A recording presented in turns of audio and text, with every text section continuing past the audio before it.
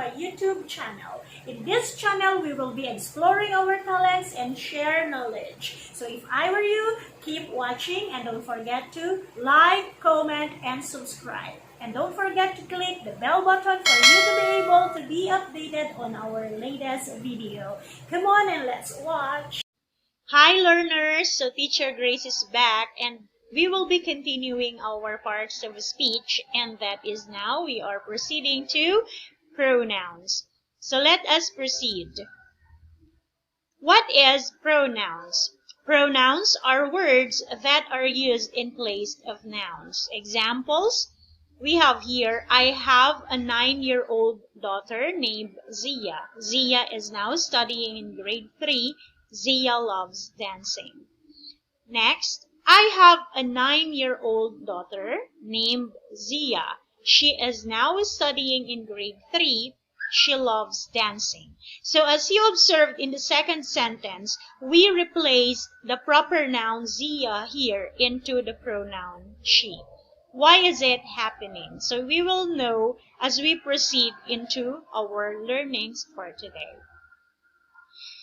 Antecedent. What is an antecedent? The noun which a pronoun stands. It takes the place of a noun. Example, I have a 9-year-old daughter named Zia. Zia is now studying in grade 3. Zia loves dancing. This was our example a while back. I have a 9-year-old daughter named Zia. So now we replace the proper noun Zia here into the pronoun she. She is now studying in grade 3. She loves dancing. So in the second sentence given here, we already avoid the redundancy in constructing a sentence and repeating the proper noun into the sentence. Next, types of pronouns. So we have here the personal pronoun. Personal pronoun refers to a specific person or thing and changes its form to indicate its person, number, gender, or case. Let us proceed to our rule number 1. Personal pronoun takes the place of both common and proper noun. So we have here the table, personal pronoun, and we have here the singular form and the plural form. Let's move on to the first person. The person or people speaking. We have the singular form I and me, and in the plural form we have we and us. Second person. Person or people being spoken. So we have here the singular form you and its plural form you. This is depending on how are you going to construct a sentence. Third person. Person, people, or things being spoken about. So we have here the singular form he, him, she, her, and it. And we have the plural form they. Let's proceed to the examples. We have here the first person, refer to the person is speaking. So, example here, I am going to Toronto. It is singular form because you use the first person in the singular form. Next, we are going to Toronto. So, you are more than one and you use the plural form in the first person. Next, second person, refer to the person being spoken. Example, you are going to Manila tonight. It is in the singular form because you are only one being spoken. So next is, you are all going to Manila tonight. So we have here the word all that represents more than one. So meaning to say, take note that many persons are going to Manila. That's why the sentence is considered in the plural form in the second person. Next, third person, refer to the person, people, thing, or place being spoken. Example, it was a beautiful song. So it is considered or constructed in a singular form in the third person. She is stunningly beautiful. Again, it is singular because it is in the third person singular form, and we use the pronoun she. Next. They are visiting the village tomorrow. So we have here they in the third person plural. Next. We have here another kind of pronoun, and that is possessive pronoun. Let us define it. It indicates that the pronoun is acting as a marker of possession and defines who owns a particular object or person. And it is or it shows ownership. Okay, let's proceed to the table. So we have here the possessive pronoun, the singular form and its plural form. In the possessive pronoun used before a noun, we have here the singular forms my, your, his, her, and its. And its plural form, we have our, we have your, and their. Let's proceed to the possessive pronoun used alone. We have here the mine, yours, his, and her in the singular form. And we have here the plural, ours, yours, and theirs. So let us proceed with the examples given. Example, this is my dog. So it is found, or the pronoun here is found before the noun. So it is in the singular form. I like her bag. Again, it is found in or before the noun, which is her, as your possessive pronoun, and it is again singular. Next, that white building is our dormitory. So it is in the plural form of the use before the noun. Next, the dog wags its tail. So it is in the used alone, its as a singular form. The gray car is mine. So you are acting possessively. So mine here is your possessive noun in the singular form. The book is yours. So it is in the singular form, yours, in the used alone pronoun. Next, rule number 2. Use the correct form of the personal possessive pronouns. Example given here, the committee failed to publish its findings. So this is a correct sentence because the word it's here in the example is not a contraction between the words, conveying that the committee owns the findings. So the committee really owns the finding. And the personal possessive pronoun. So let's proceed for a deeper learning. It's a lovely guitar. So let's see the difference. The word it's in the given example is a contraction of the words it and is. No ownership. Unlike in this example that there is an ownership because the committee really owns the findings. There is no contractions of words. So example again, this book is yours. Possessive form, you own the book. So we have here, this book is yours. Yours here is your pronoun. Let us continue. It is necessary to use the apostrophe and s to show the possessive form of indefinite pronouns. So we have here examples, someone's job, everybody's car, one's relative, someone's key, each one's privilege. Let's proceed to the reflexive pronoun. So it is defined as ends in self or selves. Sometimes they are called compound personal pronoun. So in here we are already applying what we learned from the nouns, how we are going to change the singular form to the plural form.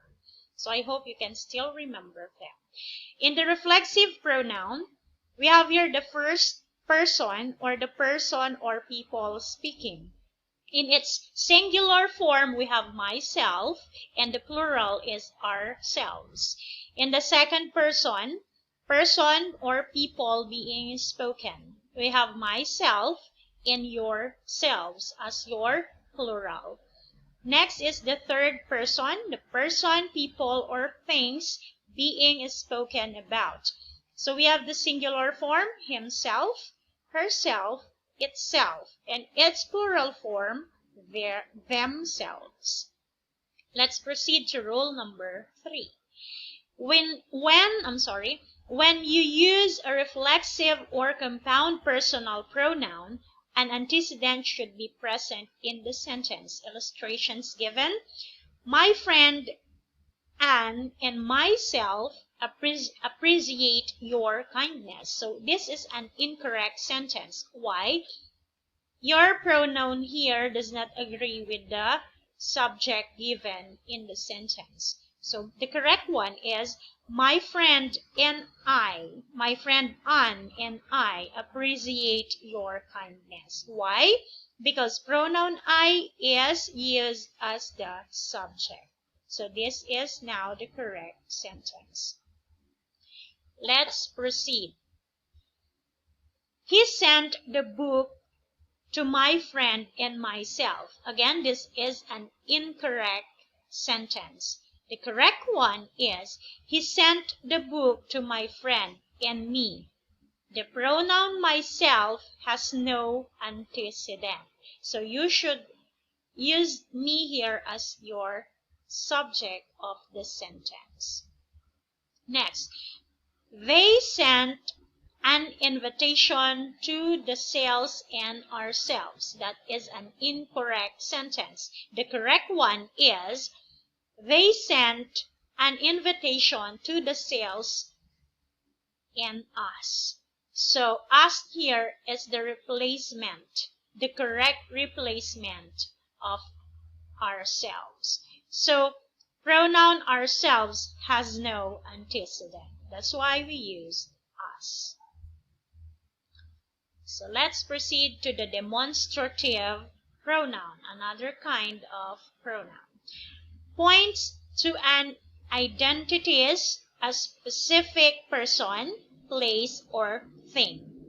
Points, to point out. Demonstrative. So we have here demonstrative pronoun. We have here the singular form and the plural form. We have demonstrative pronoun that refers to nearby things. So we have the singular form this, and we have the plural form this. Okay, we have here refers to a far away things, and that is the singular form that, and we have the plural form those. To learn it better, let us have the examples. This is my favorite book. So you are referring to a near thing. This. That dog belongs to me. So meaning to say you are referring to a far away dog. And that is, you use the pronoun that in a singular form. These bikes are for sale. So are referring to a nearby things, and you are using the plural form. Those are the books that I am looking for, and you use those as your plural form in a far away things. So that is the demonstrative pronoun. Let's proceed to indefinite pronoun. So we have here the definition, refers to an identifiable but not to a specific person, place, or things. So we have here the table. We have the singular form of the indefinite pronoun. Anybody, anyone, anything. Each, either, neither, other, another, everyone, everybody, everything, nobody, nothing, no one, one, somebody, someone, and something. And its plural forms, we have in the definite pronouns, we have both, few, many, several, and others. Next is the singular or plural forms depending on the construction of the sentence. So we have all, any, more, most, none, and some. So this is the indefinite pronoun. So I'll just give you some example of this singular. Everybody knows Mahatma Gandhi. So we have here the singular used everybody. Very few students enrolled in or for college. So few here is plural. Very few students enrolled in college or for college. And we will be giving you more examples in the next video, so keep in touch with me. Let's proceed. Interrogative pronoun. So we have here the definition. Pronoun used in order to ask a question. From the type of sentence interrogative, to ask question. No distinction between singular or plural. So it is used to ask about objects or people. So we have here what and which. So we have here used to ask about people, who, whom. And we have here to ask about a possession relation, who. So what is all about the topic today? So what is in that diary? Next, we have here, who is your favorite artist? Next is to ask about possession. Whose car is that? Whose laptop is that? So those are the interrogative pronouns. So let's have relative pronouns. So connect groups of words to another idea in the same sentence. So the same with that interrogative one. So used to ask about objects. So we have here what, which. We have used to ask about people, who, whom. And to ask about a possession or relation, we have there the whose. Let's just give a simple example on this relative pronoun before we end up this session. So we have here, let's use the whom here as your pronoun. The teacher whom the students admire is very dedicated in her work. So there is somehow a group of words that connects into another idea. So this end up our learnings today, and I hope you learned something. So bye-bye. See you on my next video.